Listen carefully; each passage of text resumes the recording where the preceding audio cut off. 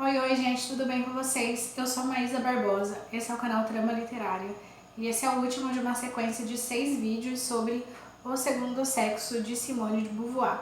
A gente passou com ele aí ao longo do mês de setembro e agora a gente finaliza. Hoje a gente fala das partes 3 e 4 do segundo volume e na parte 3 ela vai tratar, chamado Justificações, ela vai tratar sobre 3 tipos de mulheres: a narcisista, a amorosa e a mística. Quando ela fala da mulher narcisista, ela vai dizer que é muito mais fácil para a mulher desenvolver o narcisismo, ou a mulher desenvolve muito mais o narcisismo, justamente porque as circunstâncias convidam muito mais a mulher a desenvolver um olhar para si de forma com a qual ela desenvolva um amor exacerbado por si própria. Então a mulher, muito mais do que o homem, é convidada a olhar para si de uma forma com a qual ela projete um amor em si próprio que a torne numa narcisista. Enquanto o homem ele vai se encontrar, né, ou ele vai se realizar enquanto sujeito a partir das coisas que ele faz, a partir das coisas que ele constrói, a mulher ela é elevada a se realizar a partir da sua própria imagem. Então, quando a gente falou lá atrás no outro vídeo sobre a mulher e a vida social, a mulher se preocupa tanto com a sua imagem, porque isso é o modo como ela com os outros enxerga. E o modo como os outros enxergam é muito importante para a mulher, justamente porque é isso que define ela. Ela vai dizer também que o saudosismo da infância vai fazer com que a mulher desenvolva um cultivo, um amor por essa parte da sua vida de forma muito especial e de forma muito intensa. Como é nesse momento que ela mais se sentia protegida, como ela mais sentiu o afeto de sua família, ela vai se voltar muitas vezes para esse momento para tentar encontrar novamente esse momento em que ela sentia essa proteção, e às vezes por conta disso ela vai desenvolver um comportamento infantilizado. Ela vai buscar, não raro, essa proteção também já quando ela está adulta, porque é quando ela se sente melhor, quando ela se sente protegida, quando ela se sente mais cuidada, é justamente na infância. A narcisista vai tratar os outros como um espelho. Então ela precisa estar constantemente sendo vista, sendo comentada, ela precisa que os outros falem dela, sobre a sua aparência, sobre si, e sempre que ela perceber que ela não é vista, ela vai buscar chamar ainda mais atenção, e ela o seu objetivo principal é ser adorada. E sempre que ela percebe que ela não está sendo adorada da forma como ela acredita que ela tem que ser, ela vai dizer que os outros estão com inveja, que os outros estão com ciúmes, mas nunca, de forma nenhuma, a narcisista vai dizer que não está sendo observada. Se os outros não a adoram, ela vai dizer que os outros estão com inveja. A aprovação do mundo, então, é fundamental para a narcisista. Mas, ao contrário do que possa parecer, isso não acontece porque a narcisista é extremamente segura, ela é extremamente... ela acredita muito na sua capacidade de sedução, na sua capacidade de despertar amor. Na verdade, essa aprovação do mundo ela é extremamente necessária para a narcisista, justamente porque ela se sente sempre insegura, ameaçada. A narcisista ela está o tempo inteiro com essa sensação de estar sendo ameaçada. Beauvoir diz: quem quer salvar a vida, a perderá. E ela vai dizer que a narcisista vai passar a vida nisso, tentando chamar tanto a atenção dos outros que ela acaba esquecendo de viver. Depois ela vai tratar da apaixonada, e ela vai dizer que o modo como homens e mulheres se apaixonam e manifestam as suas paixões é bastante diferente. Então ela diz que enquanto que para o homem a paixão ela tem a ver com o desejo de domínio, com a capacidade de domínio, para a mulher a paixão tem a ver com a capacidade de renunciar a si próprio para poder servir o outro. E muitas vezes essa renúncia envolve uma renúncia tão grande que acaba fazendo com que a mulher renuncie à sua própria personalidade. É justamente na paixão, no amor, que a mulher ela vai tentar conciliar o seu erotismo com o seu narcisismo. A apaixonada, ela deseja servir e, ao mesmo tempo, ela deseja se sentir necessária, se sentir vista, ser considerada importante, justamente porque ela serve, justamente porque ela tem uma utilidade. Isso vai fazer com que muitas mulheres tentem incorporar a personalidade de seus parceiros. Essa mulher vai ler os mesmos livros, ela vai gostar das mesmas coisas, ela vai discutir os mesmos assuntos, justamente porque ela tenta incorporar essa personalidade de tal forma que ela se sinta, que ela tenha a sensação de se sentir extremamente necessária para esse homem. Essa felicidade, obviamente, em suprir a todos esses desejos, a todos esses anseios desse homem não vai perdurar, justamente porque Beauvoir diz que essa mulher coloca esse homem na posição de um Deus e nem o homem é um Deus. Então, quando esse homem começa a se mostrar humano, ou quando essa mulher começa a perceber que este homem é humano, é daí que vão começar as frustrações da apaixonada. Todos esses problemas vão acontecer justamente porque o amor autêntico, ele deve envolver essa aceitação ou essa compreensão desses defeitos e dessas características que não agradem tanto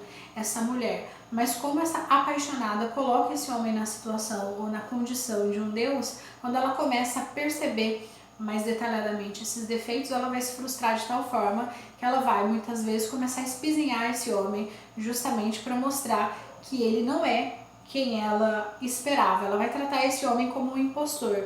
É como se ele tivesse mentido o tempo inteiro e não fosse ela que colocasse ele o tempo inteiro na posição de um ídolo. Muitas vezes, quando essa relação acaba, vamos supor que a mulher ela vive com esse homem 10, 20 anos, quando essa relação acaba, é um completo desastre para essa mulher, justamente porque ela depositou todas as suas expectativas, ela depositou a si própria nesse homem. Então, pensando nessa mulher que muitas vezes abandona a sua própria personalidade ou aspectos da sua personalidade para incorporar aspectos da personalidade desse homem, quando esse homem abandona, ela não sabe mais quem ela é, justamente porque ela depositou tudo que ela tinha nele.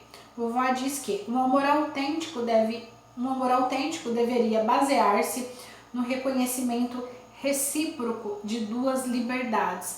Então, nem essa mulher, por conta de toda essa condição da mulher, nem essa mulher tem a sua liberdade, mas ela também tenta impedir com que esse homem tenha essa liberdade. Ele não pode manifestar os seus defeitos, as suas características que não agradem tanto a essa mulher. Então, como não há o reconhecimento dessa liberdade, nem por parte do homem, nem por parte da mulher, não se constrói uma relação de amor autêntico, de amor verdadeiro.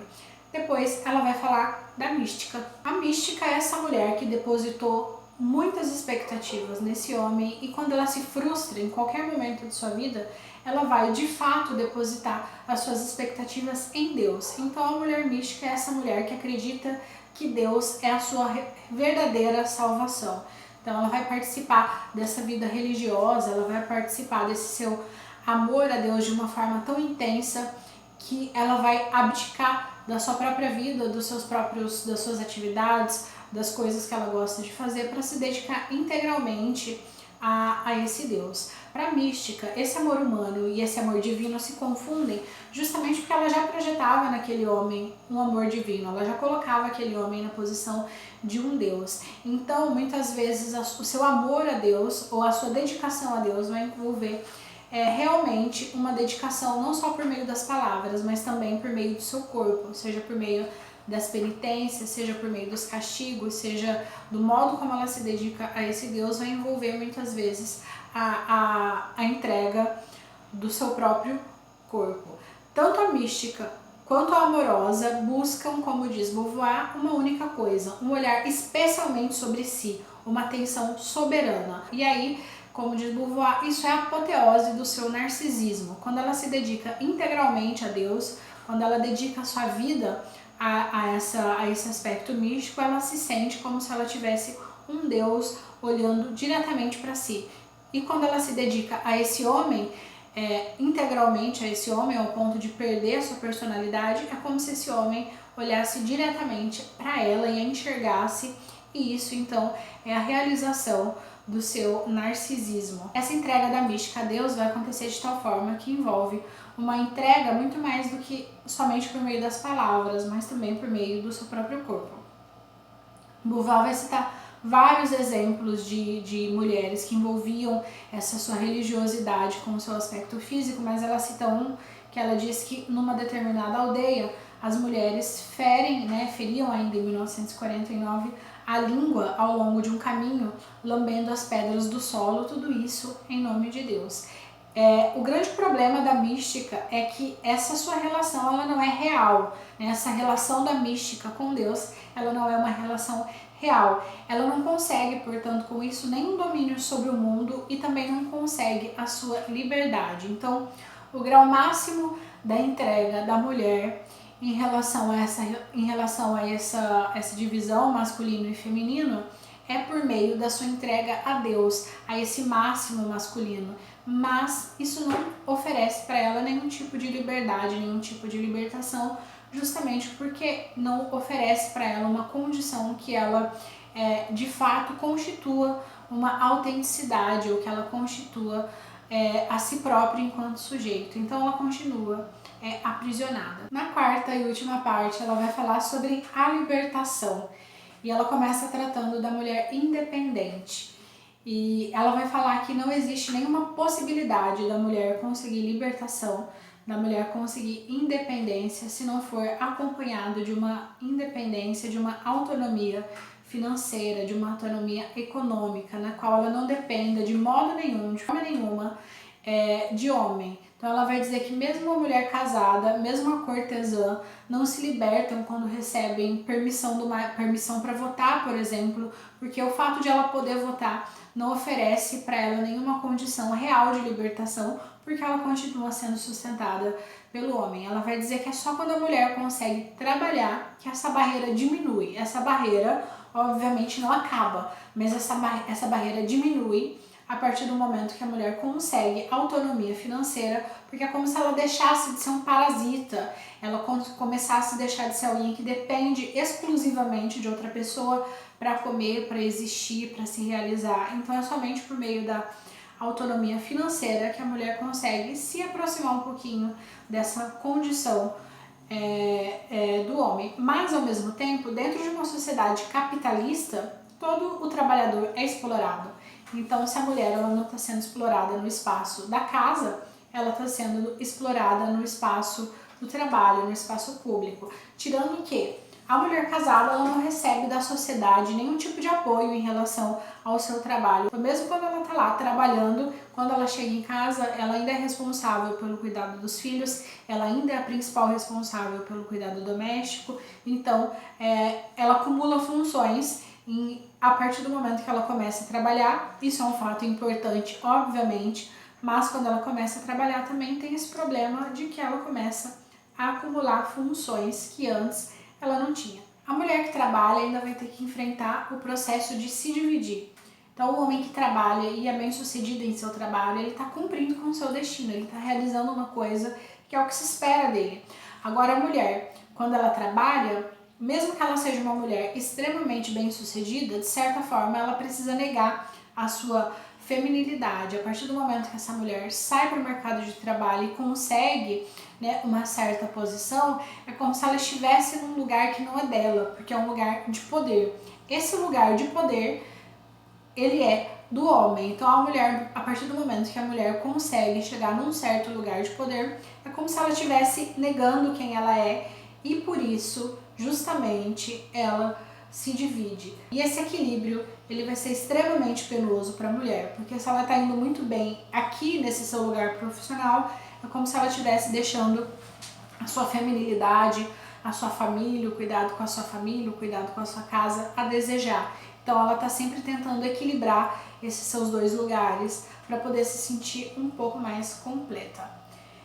Quando ela chega na conclusão, ela vai explicar um pouco a respeito dessa relação da mulher com a opressão, e ela vai dizer que há um tipo muito particular de relação de homens e mulheres quando a gente trata de opressão, porque ela vai dizer que a mulher ela oferece para esse homem um suporte ou uma confirmação muito importante desse seu direito ou desse seu lugar de poder, vamos dizer assim. Então, essa mulher é cúmplice desse homem muitas vezes. Então, ela contribui para que essa assimetria se perpetue. Então, a mulher confirma, ao invés de outros grupos de opressão que, ainda que não tenham condição de se opor, não oferecem uma confirmação desse poder para o opressor. As mulheres, muitas vezes, elas confirmam, elas oferecem cumplicidade a essa opressão. Então, ela vai questionar: bastará as leis, as instituições, os costumes, a opinião pública,